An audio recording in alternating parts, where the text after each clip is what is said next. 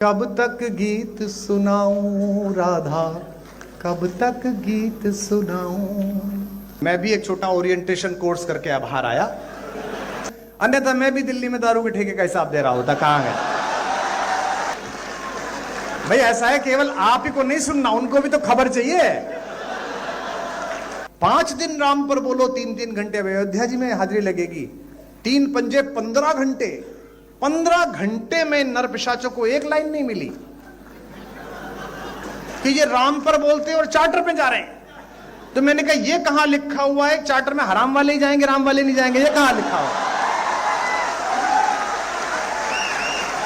मशहूर कवि विश्वास कुमार ने जो है एक बार फिर से इस तरह की बयाने दे दिए। आपको बता दें, कुछ दिन पहले उन्होंने जो है शत्रुघ्न सिन्हा की बेटी सोनाक्षी सिन्हा पर जो है किस तरह से, हालांकि उन्होंने सीधी उन पर वार नहीं करी थी, लेकिन इशारों इशारों में उन्होंने जो है बात पूरा क्लियर कर दिए थे और ये बात जो है सोनाक्षी सिन्हा के ऊपर ले जा रहे थे। आपको बता दें, सोनाक्षी सिन्हा के लिए उन्होंने क्या कहा था, जो अपने बच्चों को रामायण सुनाया जाए, गीता पढ़ाई जाए, ताकि आपका घर का नाम रामायण हो और आपकी लक्ष्मी को कोई और उठा कर ले जाए। तो इसी बयान पर जो है सब लोग जोड़कर देख रहे थे, क्योंकि शत्रुघ्न सिन्हा के घर का नाम रामायण है और जैसे कि सबको पता है सोनाक्षी सिन्हा की शादी जो है गैर धर्म से हुई है। तो ऐसे में जो है ये पूरा सोनाक्षी सिन्हा के ऊपर ली जाए, उनकी परवरिश पर सवाल उठा दिए शत्रुघ्न सिन्हा की। लेकिन वही पर काफ़ी सारे लोग इस पर हमलावर हो रहे थे। यहाँ तक कि कांग्रेस पार्टी की नेता सुप्रिया सेनी ने भी उनको बहुत सारे कुछ सुनाए थे।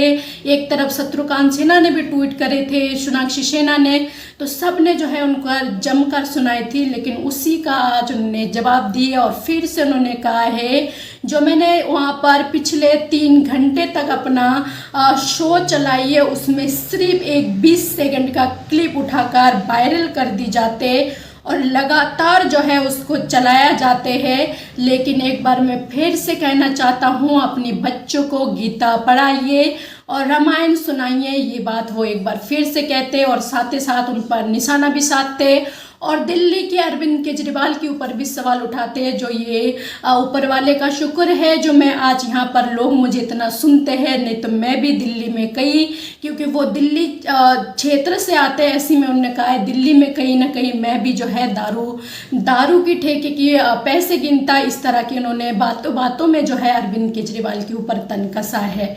और उन्होंने इस तरह की, जो आपको बता दें, ये शो जो है उत्तर प्रदेश में हो रहे और राजनाथ सिंह और योगी आदित्यनाथ शामिल थी और उनकी बयानों पर बड़ी ठाके लगाकर दोनों हंस रहे थे और सुन रहे थे। जो रक्षा मंत्री है राजनाथ सिंह, उन्होंने भी इस तरह की ठाके लगाकर हंसे उनकी बातों पर, क्योंकि इससे पता चल रहा है जो विश्वास कुमार है उनका जो है पूरी की पूरी बीजेपी की समर्थन है और वो अपना समर्थन भी बीजेपी को देंगे। क्योंकि जब बीजेपी में कोई शामिल होने के लिए उनकी तैयारी होते, आगे कदम बढ़ाते, तो उनकी हालत कुछ जो है उनकी बोलचाल में, हर चीज़ में जो है ये पता चलते, वो पूरा बीजेपी के समर्थन में बात करते, भड़काना चालू कर देते, देश में नफरत फैलाने की कोशिश करते। तो आप समझ जाइए जो ये बीजेपी की तरफ है और उनके लिए बीजेपी की पूरी समर्थन मिलते, बीजेपी की पार्टी में वो शामिल भी होते। क्योंकि कंगना रनावत ने भी इससे पहले जब उन्होंने इस तरह की प्रधानमंत्री की तारीफें करी थी, विवादित बयाने दिए थे, तो पता चला कुछ दिन बाद जो है उनको टिकट मिल गई संसद की हिमाचल मंडी से। तो ऐसी में जो है आप कुमार विश्वास की ऐसी दिख रहे हैं और आप देख सकते हैं मेरी स्क्रीन पर किस तरह से राजनाथ और योगी आदित्यनाथ दोनों किस तरह से जो है ठाके लगा रहे।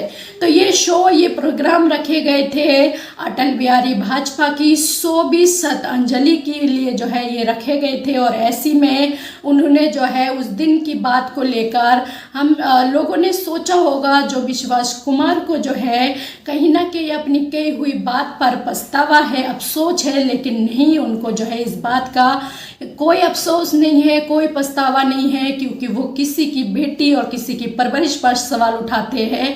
क्योंकि ऐसी इंसान को आप क्या कहना चाहेंगे, लेकिन उनको इन बातों से कोई फर्क नहीं पड़ा, वो उल्टा और बार करते रही और उन्हें सीना चौड़ा कर गए।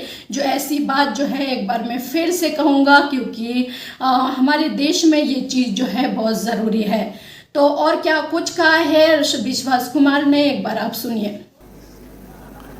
उसके बाद आदरणीय प्रधानमंत्री जी का प्रवेश हुआ तो अटल जी अडवाणी जी दोनों बहुत अच्छे थे, और आदरणीय मुख्यमंत्री जी वो समय दूर नहीं है जब प्रधानमंत्री जी बहुत अच्छे हैं ये भी कहा जाएगा।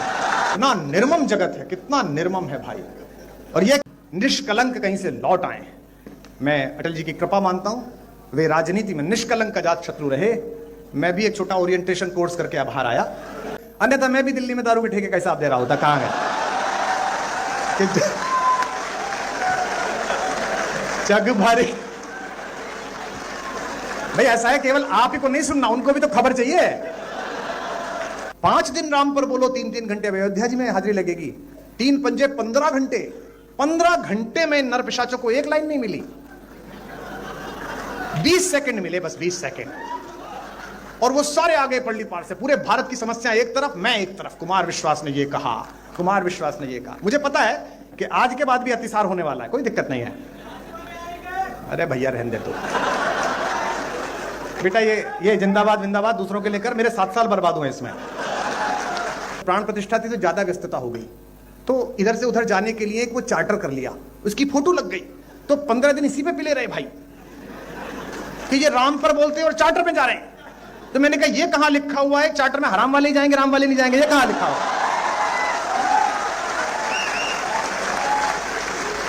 रस का माखन, अब छाती कूटो या माथा कूटो, भारत के सांस्कृतिक पुनर्जागरण का वर्ष तय हो गया है। अगले 100 वर्ष हिंदुस्तान को कोई नहीं रोक सकता।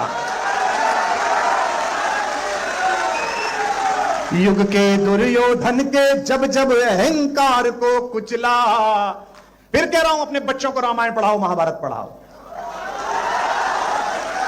और इसलिए पढ़ाओ कि फायदा होगा। मुझे हुआ, मैंने महाभारत पढ़ी थी तो मुझे पता था कि मित्र अगर दुर्योधन निकल जाए तो उसके रथ से उतर के भागो, वरना कर्ण की तरह मारे जाओगे। तो इसलिए पढ़ो, चलो मत पढ़ो उस कारण से जो मैंने कहा था, इस कारण से पढ़ लो। युग के दुर्योधन के जब जब अहंकार को कुचला, दुनिया जीती गांधारी के। 36-37 वर्ष हो गए मंच पे हमें, हैं 30 साल तुमने जो उपेक्षाएं की उसका कोई मायना नहीं। हम खुद ही लड़ते रहे, खुद ही भिड़ते रहे, अकेले बोलते रहे। आज थोड़ा सा बड़े लोगों का आशीर्वाद मिल गया, उनका स्नेह मिल गया, तो तुम्हें दर्द हो गया कि कवि इतना लोकप्रिय क्यों है। कवि लोकप्रिय नहीं है, विचार लोकप्रिय, जिसे कवि गा रहा है। युग के दुर्योधन के जब जब अहंकार को कुचला।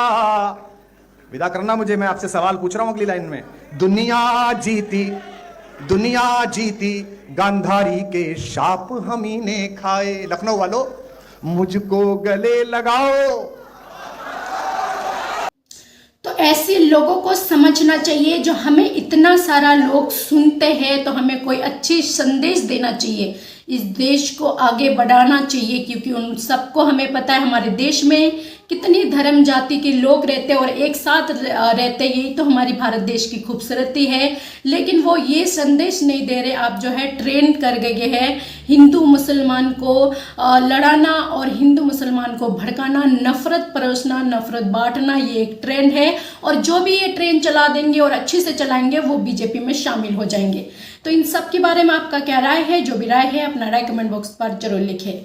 चैनल पर पहली बार हो तो चैनल को सब्सक्राइब करना ना भूलिए, बेल आइकन को दबाना ना भूलिए, ताकि इसी तरह की वीडियो अपडेट आप तक पहुंचे। अभी के लिए जय हिंद, जय भारत।